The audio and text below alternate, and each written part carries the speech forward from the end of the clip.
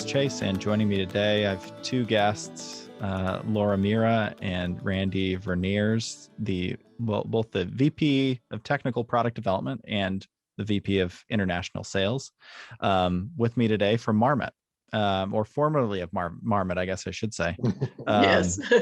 Thank you for taking time to share your stories and talk a little bit about your time with the company.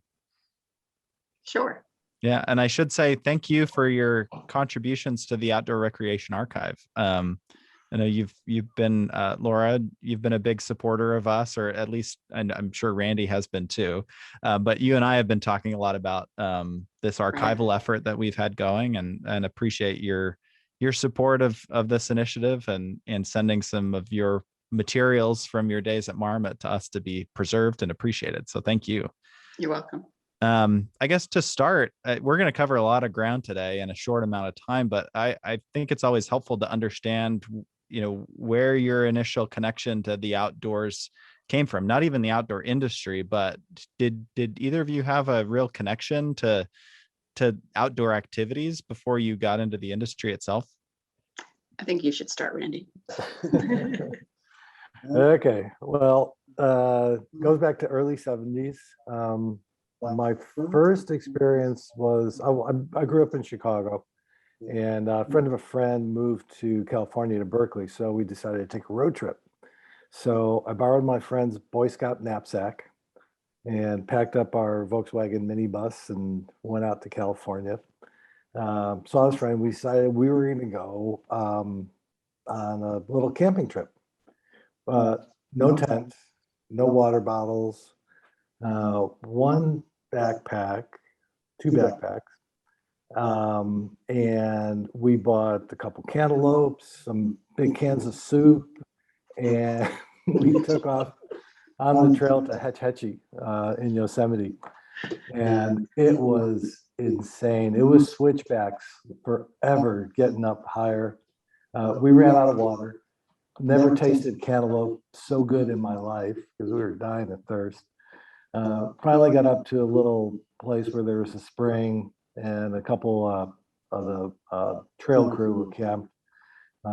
Eventually made it over to the river and set up a camp next to the river on the granite, and had a great time until the bear at night came and ripped open our cans of Vienna wieners, ate most of our food, and then we had to come back down. But that's where it all started for me.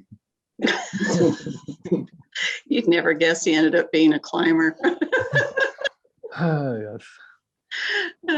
Well, for me, it wasn't that kind of camping.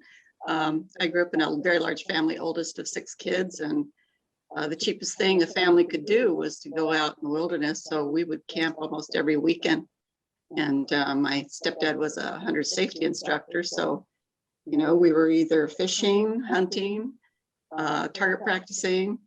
Camping, of course, then wasn't like it is today. Didn't have a lot of fancy stuff. You had to cook everything up front. My mom would spend days cooking up a bunch of things, put in jars, and then we'd take it with us. And every weekend we went camping. That's great. You guys probably had a tent, huh? and a camper shelf. That's great. That's a great introduction to the activities. When did you recognize that people made products? And when did you feel like, oh, well, that's something that I want to do? I've shared this story in previous episodes before, but for one of our students in our design program, they went on a long distance through hike, and they were just staring at the backpack in front of them for hours on end. And through that experience, they started to notice the details, and they thought about, oh, wow, someone actually put time and attention into making this thing. People make these things. And that led her into a career in the outdoor industry, which she's a part of today. But did either of you have a similar experience where you felt this drive to create product, or recognize there was actually an actual industry behind the products that are made or the activities that we participate in? Well, you want to go first? No, you go first this time. Okay. I was just going to go to work for the summer to earn enough money to buy a washer and dryer. And then I stayed 33 years. So I could always sew. And I thought, well, if I could get a little payment for it, that'd be great. So I went, and it was fascinating. In those days, one person made one product from beginning to end, whether it was a tent, a sleeping bag, a garment. So that was very interesting to me, and I liked it. I liked the detail of it. I liked the attention to quality of it. So I stayed. How'd you first hear about the position? What was it? Just a production sewer position that you saw? Just a seamstress, yes. Okay. Yes. Where'd you see the job description? It was in the newspaper in Grand Junction, Colorado. That's where the Marmot factory was. So there was an actual Marmot factory. And I started work there. It was incredible. You know, a lot of people. There were actually 4 locations, because one building, you know, the Quonset huts they used to have back in the day. Well, there were a couple of those, and they had part of the sewers in one building. They had cutting in another building. They had the back office in another building. So it was all spread around town. And eventually they brought all the buildings together, made a very huge facility. Yeah, from there, I learned how to do certain operations. It took 1 month just to learn how to sew a jacket. And all you did was sit, and somebody taught you. And then you sewed one, and you kept sewing one until you got no quality issues on it. So yeah, I like that part. That's great. Randy, what about you? Around 74 or so, I was delivering photographs for the high school photography place, and I used to drive by this store in Chicago called Erewhon. And by that time, I had done some more traveling in my Volkswagen bus, and was joined American Youth Hostels. And one day I decided, basically, I think I'll go see if they have any job openings. And I got a part-time job. And the rest, as they say, is sort of history. A couple years later, in 75, I met Eric Reynolds from Marmot, who had done he was on his first sales trip around the country. And actually, it's from that day that I met him, and he told us about Marmot, the stuff that they do and why they do it, and that intention. I had become basically a lifelong Marmot.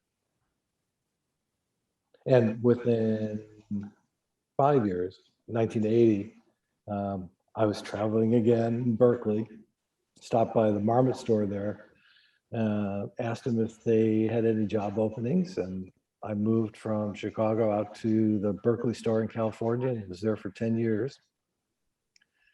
Then the company was going through a transition. Eric was leaving, and we had talked over the years about product and, you know, all that sort of thing. And as he was leaving, I was kind of anointed the heir to product development and design. So 1980, I moved to Colorado and took over product development and design for Marmot. What was your product development and design experience up to that point? Absolutely nothing. That's the way we used to do it. Other than, you know, using the equipment, because being in Berkeley, access to the Sierras and stuff, and always went out and skiing and everything. And then talking with Eric, went to a couple sales meetings, you know, got a sense of how they do some of those things. And my time at retail, talking to all the different sales reps, going to the trade shows, talking to the designers, et cetera, I just gained a ton of knowledge about product, how it works, why it does what it does. And I was a pretty diligent kind of guy, so I think they liked that. I'm curious. Anal. They call it anal. You can edit that.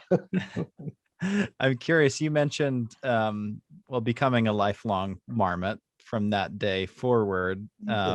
What was it about, I guess, where Eric had a great sales pitch, it sounds like. And what was it about that pitch? Like, when he was talking about the company, was it the values? Was it was there one thing in particular that really stuck out to you that pulled you in and kept you there for a couple decades, few decades? Yeah, probably what to start with, it wasn't like a sales pitch. It was I think what you said, these are our values, these are why we do some of the things we do, and these are the things that we are doing. Like we were the first to use higher fill power down. At that point, almost everything was 550 fill. Marmot was at 600, 625, moved all the way up to 650 and 700 over the years. And Eric and the guys who started Marmot with him were all outdoor people. They actually met in Santa Cruz in college during a glacial expedition, if you will, up to Canada with one of their teachers. And that's where the name Marmot came from. This teacher had a thing called the Marmots. It was a club. And to become a Marmot, you had to climb I think it was a 10,000 foot peak, or some sort of a certain height peak with another Marmot to become a Marmot. And they had all been together at Santa Cruz, and they decided to, one of the guys, Dave Huntley, actually made sleeping bags in his dorm room at that time, before Marmot even started. And then in 74, they moved to Colorado to start the company. That's great. That's great. I'm gonna fast forward a little bit, but maybe you can fill in the gaps here. Laura, how important was it for you to start in production, and on your trajectory to leading the design team? It seems like that's a story I'm familiar with, right? People starting, I've heard stories of people at the North Face like sweeping the floors, right? And then eventually getting into design, right? How important was it for you to be in that, in that position? And where did that, how did that help lead you to where you eventually landed? Well, I think for both Randy and I, it was kind of the same thing, because Marmot, when it was young, he wore a lot of different hats, and, trying to keep a production facility going in the States was getting really, really difficult. And I was learning more and more. And then Randy, by the time Randy came, it was pretty close to the end of factory business. So they decided to shut down the factory and move the operations. And we had just barely gotten into starting our assembly line in the new facility, but unfortunately we couldn't find enough sewers.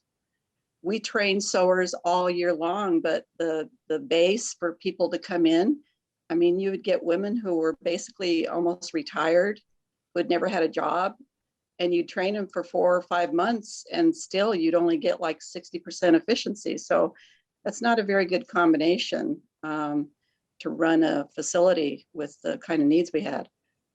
So, just learning all those things, being in all those different aspects of quality, and so many teachers around, who had really good experience from real facilities of sewing, a lot of them from back east. My teacher is probably my best friend.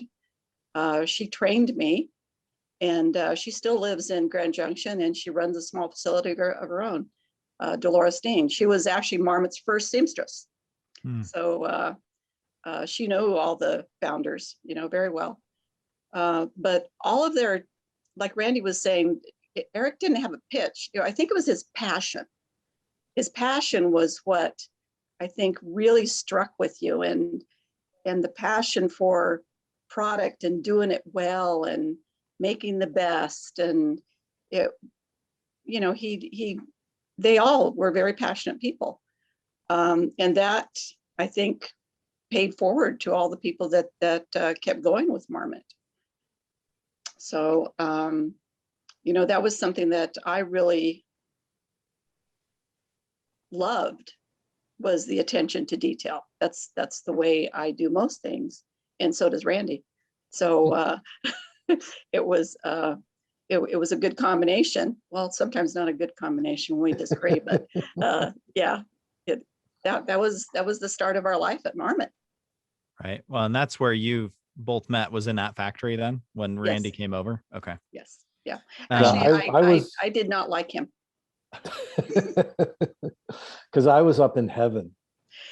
Yeah, because there was a 2-story building and he was in the Mhm. design area upstairs and we were on the lowly production floor.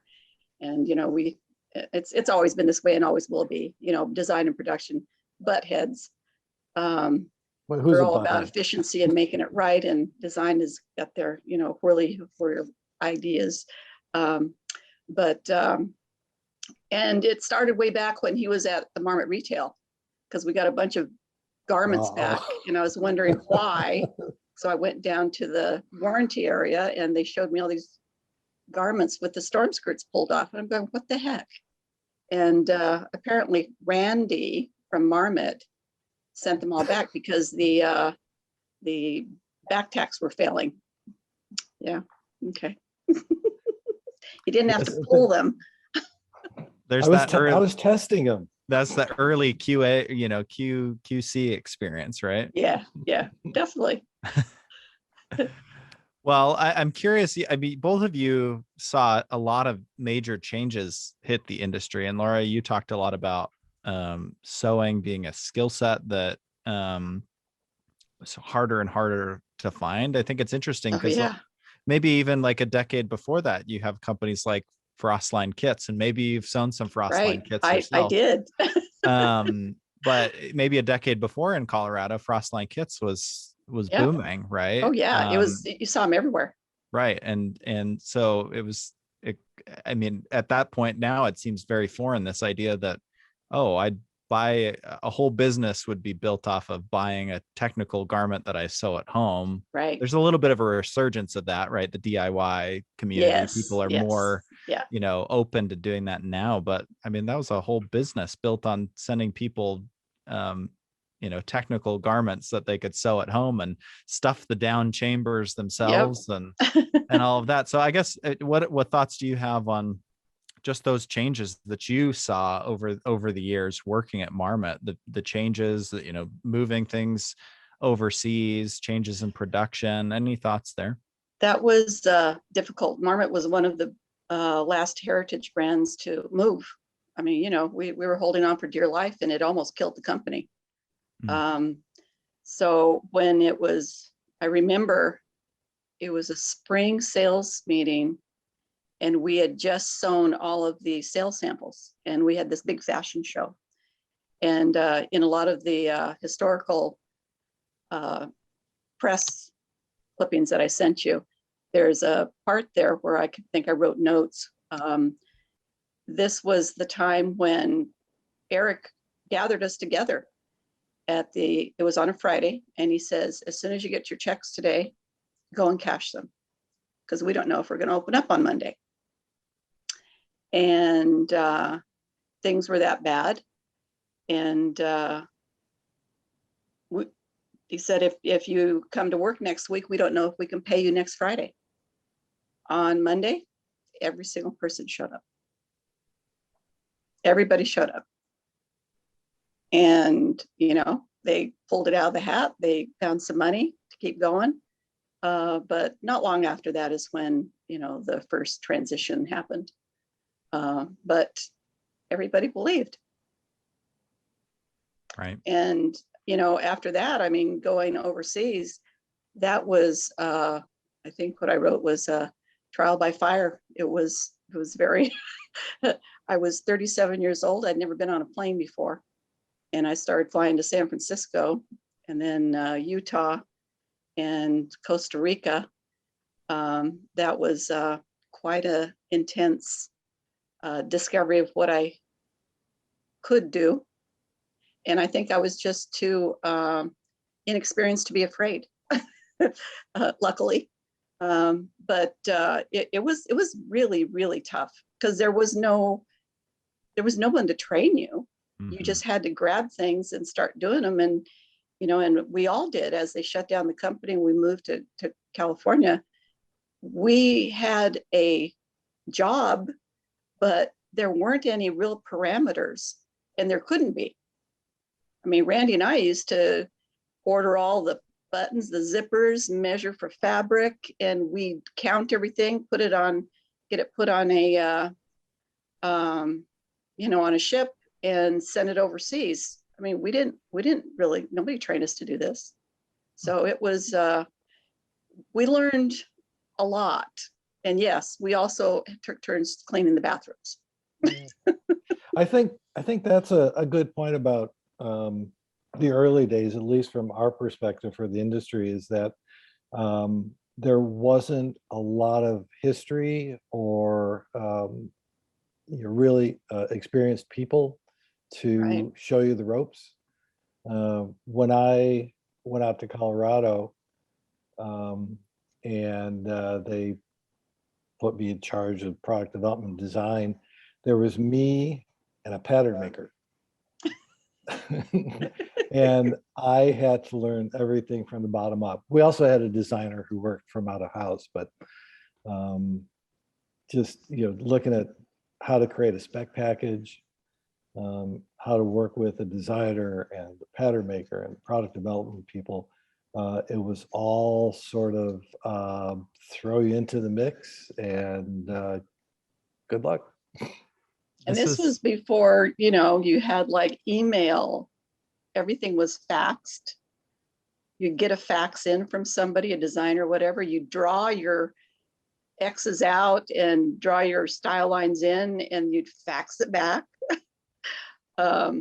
It was a whole different world. I mean, people today have no idea how lucky they are. No cell phones. It was a different world. Right. Well, traveling in China was very difficult in the early days.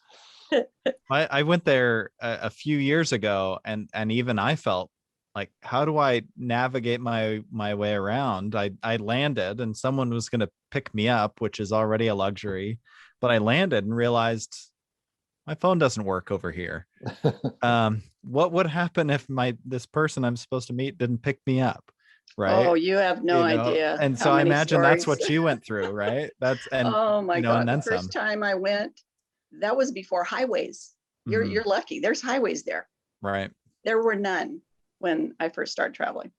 And my first trip from Hong Kong to the factory was in Canton, which today you could get there very easily. Then it took all day to get there. And it was a 2-lane road. Hey, you're making us sound really old. With no bathrooms. And I was a woman. And then I get to the factory and my agent hadn't arrived yet. So nobody spoke English.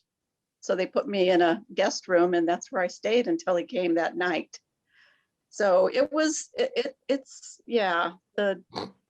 and that was that way for a long time. Let me tell you, it didn't matter what kind of hotel you went to, you usually could not find a place to communicate with your business. So there would be times, you're there for 3 weeks or so, and communication was horrible. And then when you get back home, you get yelled at the telephone bill. You called twice in 3 weeks and your bill was more than the hotel. Wow. That's the way it was. Is really a whole nother world. Wow. I got really good at it though. Yeah. Well, I mean, you had to, right? There's really no other choice. You had to get it done, right? No. And back then it's like women didn't do business in Asia. That's a very male dominated society at that point. And I think my respect came from when I could sit down and it was more with just pointing at things and then, come here. go to the sewing room, and there, people are looking at me like, why would I want to go to the sewing room? And I'd sit down and I'd sew something. I'd go, this is the way. And it's like they say in Asia, it's that face thing, building face, having face to another person. That's a huge deal. Huge deal. If you can get respect, you got it nailed. Well, talk about getting an education, right? You both had a crash course in supply chain management, design, international business, all in a relatively short amount of time. It's really incredible. Yeah. It's funny that I had this similar conversation, and I feel like I keep having this conversation, especially around companies that were around during this big transition period. Right. I just interviewed the Hine brothers, who started Hine Snowbridge in Boulder. And we talked about how the transition from manufacturing in Colorado to overseas is ultimately what did them in. And they just got priced out at the end of the day, and moved their business overseas. But at that point, they were already behind, and just the pricing just didn't make sense for them anymore. So it's been really interesting for me to talk to companies around this era that went through that transition period and how they adapted. Do you feel like companies that started making the products themselves, even the point of some of the founders being involved, being behind a sewing machine, do you feel like how do you feel like companies change when they go through this experience of no longer being, hands on the sewing machine, making the product? Do you feel like there's a distance that's created, or a separation that exists, or the values of the company change? In your experience, what's that been like, being removed from the product? I mean, for myself, just watching the way things happened as we kept transitioning and getting bought and getting bought and getting bought. I think the big thing for me is it all became more about the shareholder of these corporations instead of product.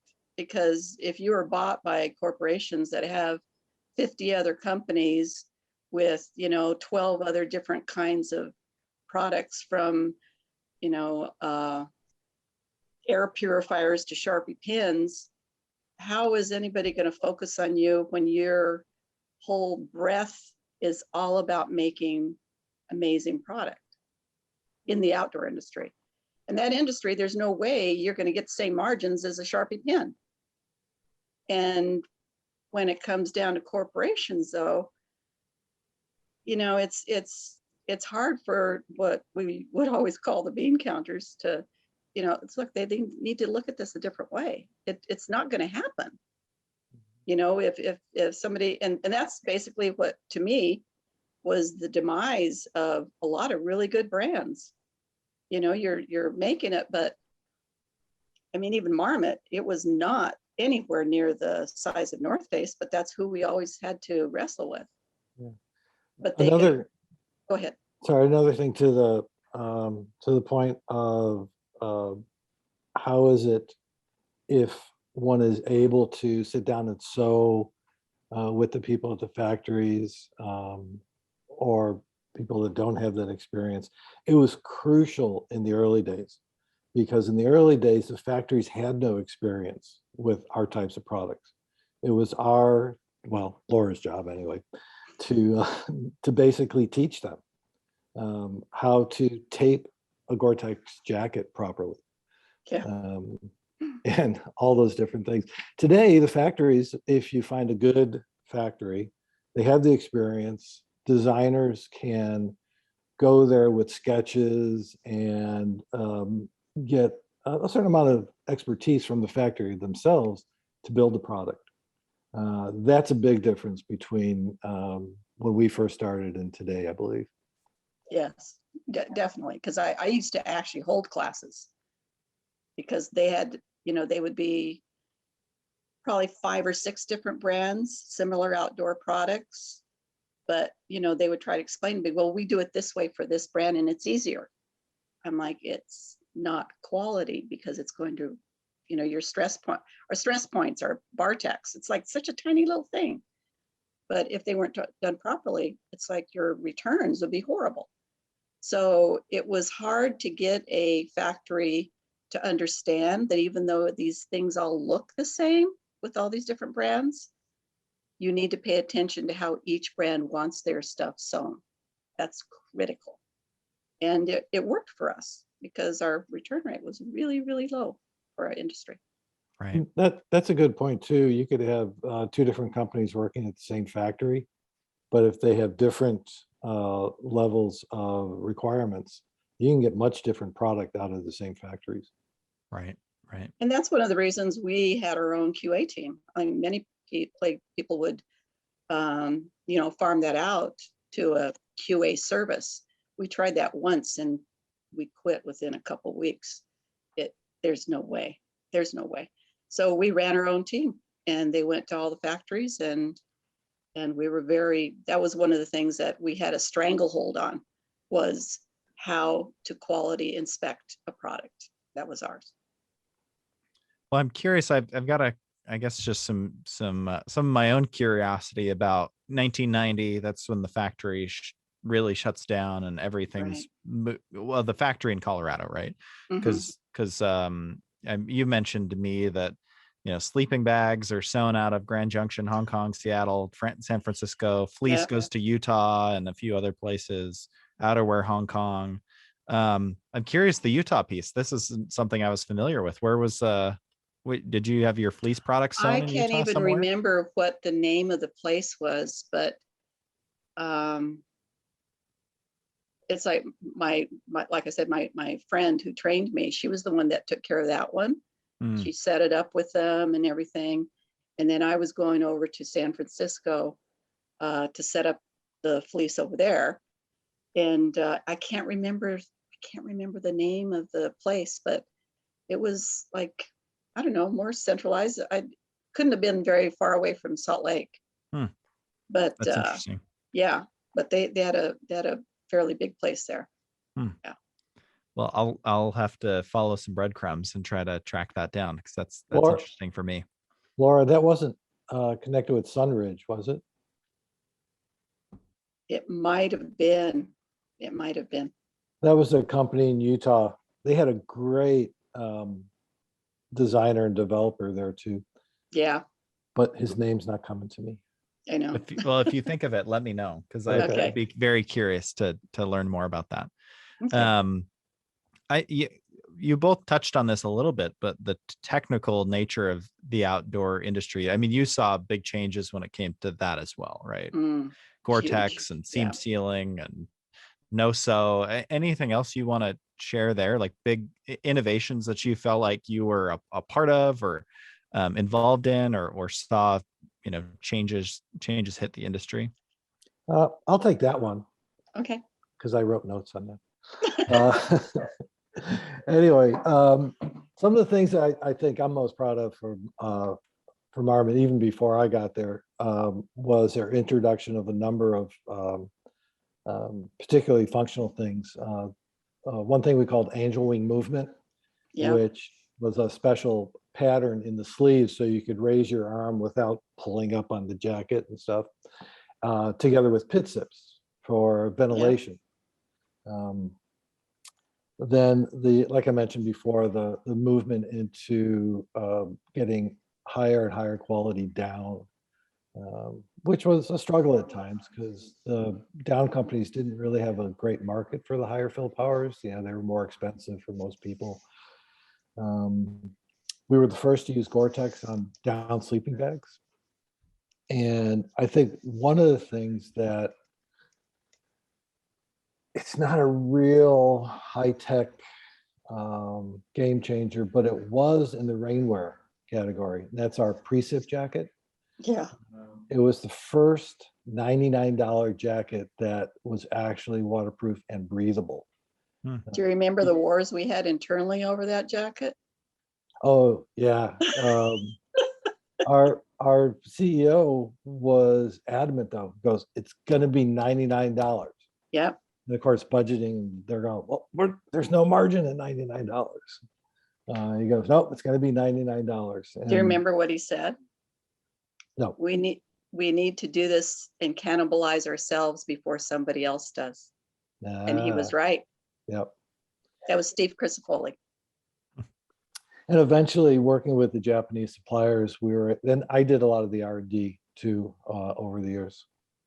I did all R&D while I was there. Anyway, we were able to work with the Japanese suppliers to get the cost down as we used more and more of the fabric and product. The scale became much more reasonable, and it actually became a profitable item for us. And I think revolutionized the basic rainwear in the outdoor market. Everybody copied us.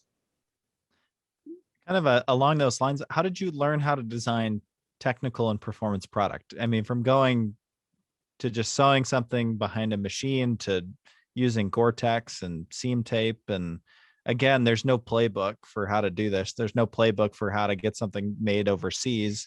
I imagine it's similar to how you figured out everything else. You just did it, right? It's But trial and error. Back in the day, Gore would have classes, and Randy and I went there, and you get a certification because at that time, I think we were there a week, and it was pretty intense. And you'd come back, but then you'd have your own ideas. Well, okay, they do this, but what if we try this? The 2-3-layer combination, I think we were one of the first to do it with the black shoulders. Yep. And that was because, Eric and his team came back from some big climb. They tore the jacket apart, and all the abrasion areas, that's where we put black. That's where we put 3-layer. And it was black. And it was black because we could only buy a certain amount of fabric. So it all had to be black, 300 yards. And that's what went on all the colors of jackets. It was black. Minimum dye lots. Minimum dye lots. And so, some of it came, that design, it was designed that way because of the abrasion. It wasn't designed because somebody thought black was a cool color. I love those stories of the constraints kind of leading to the ultimate or to the final design. I've interviewed designers from the North Face, and kind of a similar story, right? They're very iconic, yellow, blue, red, with the black. That was just because of the limitations of color, the color available, right? So this is what you get. So that's what we're going to make it out of. Exactly. So, that's, you have to learn.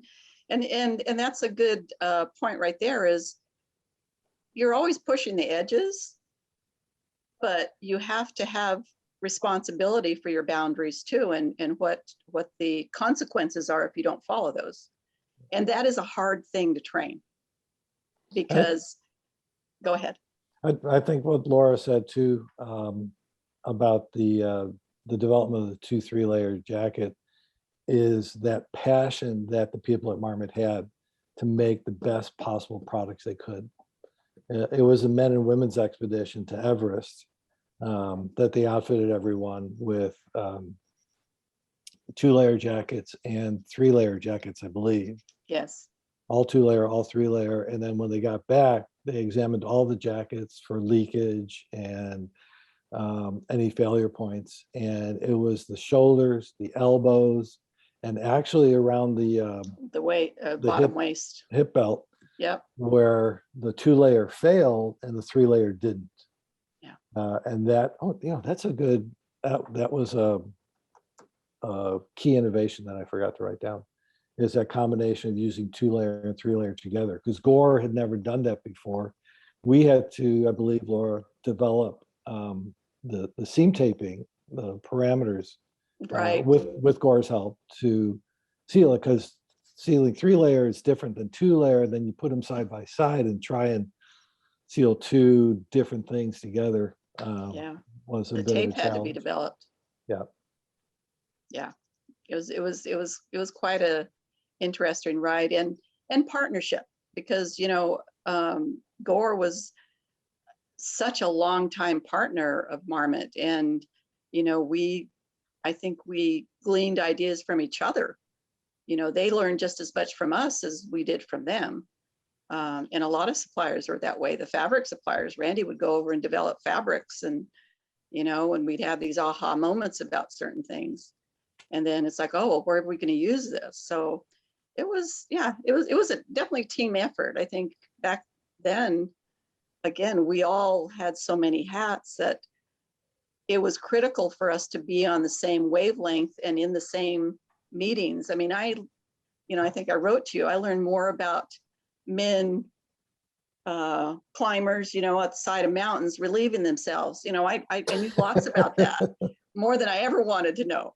And then to train that to the new product developers that were coming in, and most of them were women, and they go, well, what do you, and you'd have to squat and show them and blah, it's like you have to go through the motions and, oh, okay, I get that. Oh, that's another innovation. Oh, the whiz zip. The whiz zip. So we made Gore-Tex bibs and such with a zipper that ran basically from about your belly button all the way through the crotch and up the back, so you could split your pants and not have to take your jacket off and your other layers off and the bibs off. Gotcha. In order to do it, and a climbing harness when you're in a harness.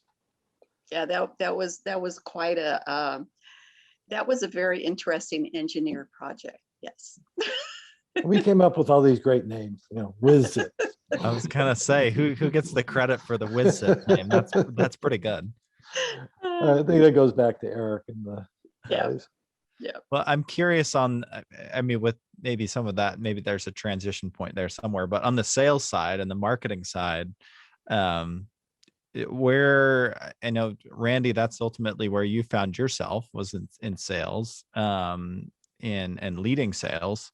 What were the shifts or innovations that you saw, or changes in how product was sold over your time at Marmot and in the industry in general?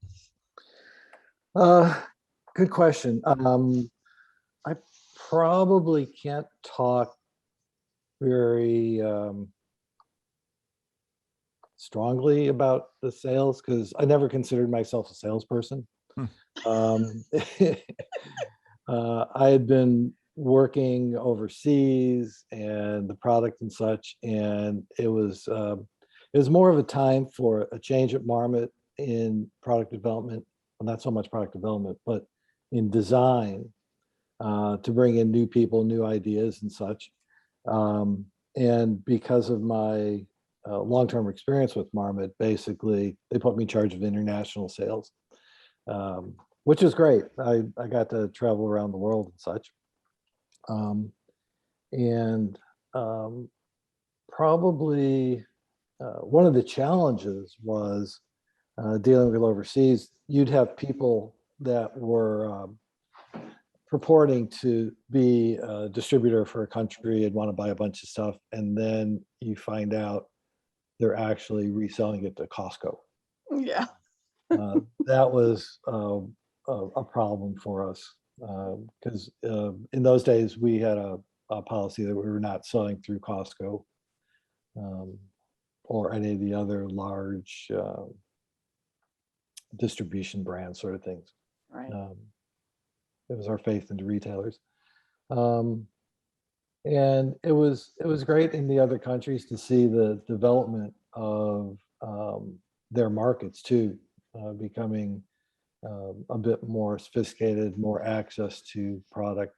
And it was, for me, it was great working with them. Oh, that's great.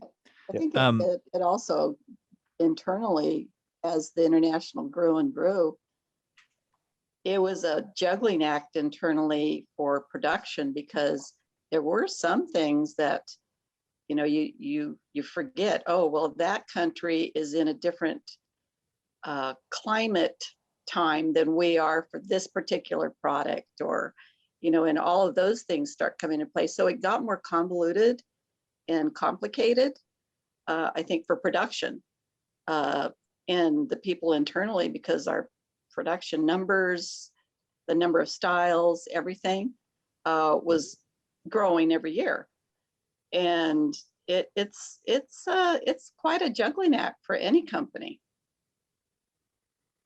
Was there anything about sales that you were particularly interested in? No, just in general. I know that I mean, again, like you probably saw the transition from catalogs and mail order Yeah. to transitioning to online being really important, and the dominant, direct to consumer. um I don't know, just if you had any insights on that, and maybe even how that influenced how you make product, right? I don't know. Well, I'd have to say it didn't influence on how we made the product other than maybe some styling or color choices. Mhm. Um, but for me, that was the thing about sales. Not being a salesperson, they didn't really have to go out and try and sell it. It was the reputation of the company, the passion of the people, and the product itself that spoke um, to the distributors around the world and to the Hmm. retailers in the States. Yeah. It really wasn't something where you had to go and make deals and sell and hype the product and such. So Right. that's one reason I was never really considered a salesperson. Well, that's great. I guess with that said, you also saw a lot of changes in terms of changes in ownership of Marmot. With Marmot starting as this, heritage, and still a heritage brand, but started by gear pioneers during this golden age of the outdoor industry, along with so many other great outdoor brands that have started up and are still with us today. But like many have been bought and sold and passed around, and with that, probably some good things and also some not so good things. I'm curious from your perspective, what's it like to be at a heritage brand that that trades hands, and what happens within a company. It sounds like, I don't know how many acquisitions you listed here, but there's over 5 or 6 Yeah, or 7 that you were a part of, or at least at the company for. So, and any thoughts there? Laura. Well, like I said before, to me, the biggest thing is the corporations are about the shareholders, and to give shareholders their money, or their for using their money, I guess. Everybody has to keep tightening and tightening and tightening and tightening, and you can only do that so much until you start losing. You start losing the type of people you can hire, the type of money you need to go and do real investigative, design and development work. You need money you're not going to get back, and that, as the years went, became less and less and less. And I think other brands would probably tell you the same thing.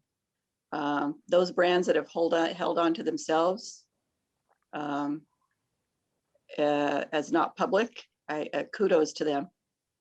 And some people did it right and are still there. And there are a lot of good brands that are gone. And I have to say that, during that time, our time at Marmot, we enjoyed probably the best parts of that Marmot history. Saw the greatest growth, developed amazing product, but I do not believe the corporations that today that have so many brands can ever focus on the needs of an outdoor industry product. It's Yeah. it's a difficult product, Well, we've gone through some different types of acquisitions too. The first one in '90, when Marmot was basically going bankrupt. Steve Crisafulli, who used to work at, what was the company back east, at Skiwear? Oh, I can't remember the name of No, it. anyway, he was from back east, worked in the Skiwear company, put together a deal with a Wall Street company. Slalom. Slalom Skiwear, Slalom. that's right. Yeah. Within about a year and a half, Steve was good. He came out to more or less run the company. The Wall Street company decided to get out because, they didn't see the big profits, whatever that they were hoping. Yeah. So at that time, was that the Odyssey? Yeah, Odyssey, bought Marmot. Odyssey was run by Bill Simon, who was from the Bay Area. They owned the North Face, Sierra Designs, Head. They owned everybody. A few things. Yeah. That was pretty much an aim. I mean, they more or less left us alone. But that again only lasted about a year and a half, and we did an employee purchase of the company. Yeah. And that was great. That was one of the best things. So we had a few years under our belts there on our own. Then started the corporate takeovers. K2, which owned a bunch of different brands. And then they sold to Jarden, who owned even more brands and diverse, like Mr. Coffee and Oster. Fortunately, they pretty much left us alone to run the company. Well, they had a runner at the helm. I can't remember his name now, but he was proposed to be an avid outdoor person. So he liked us a lot. So sometimes the transitions can be okay. Then Jarden more or less was acquired or merged with Newell Brands. It owns Rubbermaid and some other things. And that's where what Laura was saying happened. They, including us, they let 4 vice presidents go within the first month of buying the company. Within about 6 months, the CFO was gone, the CEO was gone. They pretty much stripped the history out of the company because they really didn't know what to do with these outdoor brands.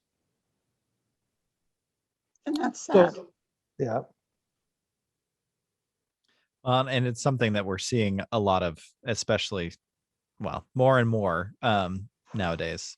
Yeah. So it's an interesting. It's been interesting to track the history too, because if you look at it just now, it seems like, oh well, the industry is consolidating, more than ever now, but it's been consolidating for a long time. It seems like. I mean, back to the 90s. I don't know when the first acquisition took place. It was 90 for us. 90. Yeah. So this is something that's been happening for a long time. Last 30 years, there's been consolidation in the industry, which for good or for bad, that's up for people to discuss. Yeah. But some of it went both ways, because at one point, like I was saying, early 90s, Odyssey, which was Hong Kong based, owned North Face, Marmot, Sierra Designs, Head. Eventually they were going bankrupt too. And so all those companies split back off again. So it's kind of like the universe, Big Bang, everything gets consolidated and it blows up again. Right. And then Bill Simon goes on to buy Converse. Yeah. That's a name that keeps coming up in the conversations that I've been having. So Bill Simon? Yeah, he's definitely a common thread and probably a big driver of a lot of the of course of the consolidation that happened in the 90s, right? Yeah. So that's someone that keeps coming up on my radar. There's a lot of discussion around that. Yeah, I'm familiar with some of that. So well, with that said, as you head into this new phase at Newell, when did that acquisition happen? 2016. Okay, so 16. Same year that you both then retire. Is that right? Well, they allowed us to call it retirement. Okay. We were basically reorganized out. Yeah. Okay. But don't print that. Well, we can cut this part out. It doesn't matter. That's true. It's too late now. I guess I'm curious, as you reflect on your time in the industry and with Marmot, I mean, what do you reflect on? What are your thoughts and feelings now, being a little more removed? I guess what do you reflect on? What are you most proud of? What do you wish you would have done differently, if anything? Just any thoughts there on your time at Marmot and in the industry? Personally, for me, what I'm most proud of is the teaching I was able to do. And also all the people that went through taught me something. You know, it was amazing to see young people come into our technical design area, and I would feel sorry for them in some ways because, you know, their passions and I can do this, and what if we try this? And it was, you know, you would have to tell them in a way that didn't crush their soul. We've done that many times. It doesn't work. Or, you know, somebody comes and sits in your office and says, well, what's my next path? Can I get to be you know, a level 1 designer next year? And I'm like, well, probably not here. Probably going to take you about 5 years. And it's hard, you know, to have those real conversations with people. But in the end, the last decade of my career was all about teaching. And my boss at the time, Mark Martin, he actually told me that straight. He says, I want you to be a mentor. And one of the things that I think I personally, as a woman, am most proud of is when I left the company, there were as many women in management upper positions that there were men. And Mark made that happen. And that started with Eric. Eric was a very free soul. He allowed the company to grow at its own pace at a time where, when you were in a small town like we were, every supervisor that came into any factory, and there were quite a few factories in Colorado at the time, in our hometown, they were all men. And it was the people on the sewing floors, the electronics floors, etc. Those people trained their supervisor to oversee them. So that's the most interesting thing to me is Marmot was very different. I mean, we used to be in conversations with suppliers or factories that would come visit us, and they would always comment on the amount of women that were sitting at the table, because there were a lot of women in managerial positions or VP's positions, etc. And you didn't see that in the outdoor industry even now. It's mostly male. And, you know, through the Outdoor Retailer Show, I was involved in some groups that were groups of mentoring women. And that's still prevalent in the industry. And that's too bad, because it doesn't need to be that way.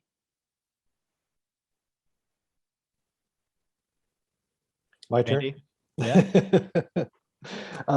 I'd have to say for me, it's really simple. I'm just proud that I was able to be part of the company and the passion and the people that were able to make the great products that we did. And that's the biggest thing is the people that come in and the passions they had. It's like we would have some very fiery conversations internally, and it really wasn't personal. I think it's just that we all had a very, very strong passion for making sure that, you know, things were going to be the best. Well, that's great. Well, any parting thoughts, I guess, as we kind of wrap up the conversation, or anything that we missed? You know, I don't know how today young people find their way in this industry to learn the way we did. I mean, from the very, very bottom up. There isn't a lot of that. And people at our age are the people that train those people. And we're retired. So, you know, it's it would fascinate me to really understand how they learn now, and how they learn by distance, you know, to a factory, because I know a lot of brands don't have the luxury to go to the factory, to sit on a sewing floor for 3 weeks, to get that relationship. And that's critical. Yeah. Well, this is a great opportunity for you to continue to teach and pass on a few things that maybe our students aren't getting, right? So you can continue to be a mentor in that way and in this form, which we really appreciate. No problem. Well, with that said, I'm sure there's so much more that we could talk about, and maybe there's a part 2 in here somewhere. But I just appreciate you both being willing to take some time and share your stories and insights, and as well as materials that are now at the university archives that people can look at and appreciate. So thank you both for all that you do, and for having the conversation today. Actually, thank you for putting this together so that some of the newer people coming up have a sense of the history. I think that's great. Yeah. Yes, definitely. Thank you. Well, we want them to know what they're getting into, right? And so we think that's important that they understand the history and the heritage, and understand that the companies that they're working for were not always just parts of big, massive parent companies. Yeah. And hopefully they can inject that soul back into some of these companies that maybe have lost their way a little bit. And so because they have learned to appreciate where they've come from. So that's our hope, at least. So thank you for contributing. I was just going to say, that's got to be the toughest thing these days, is to try and come up with something that's innovative. Yeah. And that's going to be probably their biggest challenge, is to be unique and special and innovate. It's what we push them to do every day. And it is a challenge for sure. But well, thank you both.